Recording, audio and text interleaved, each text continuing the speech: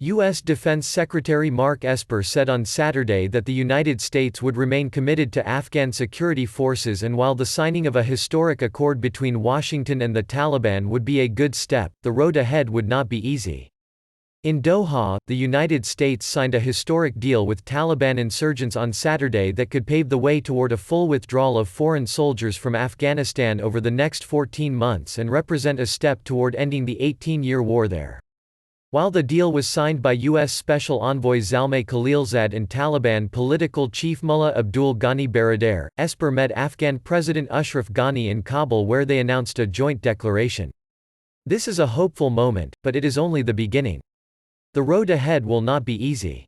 Achieving lasting peace in Afghanistan will require patience and compromise among all parties," Esper said while standing next to Ghani and NATO Secretary-General Jens Stoltenberg at the presidential palace.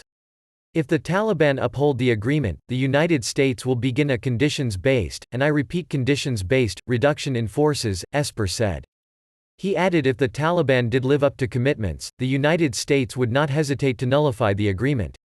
Esper said the United States and international partners would continue to provide the Afghan security forces with the necessary support. His trip was seen as a way to show Ghani that the deal with the Taliban does not mean that the United States will abandon the Afghan government. Washington is essentially trying to show that its full strength is behind this deal, and it wants to also indicate to Kabul that it's fully behind Afghanistan as the peace and reconciliation process moves toward a formal beginning.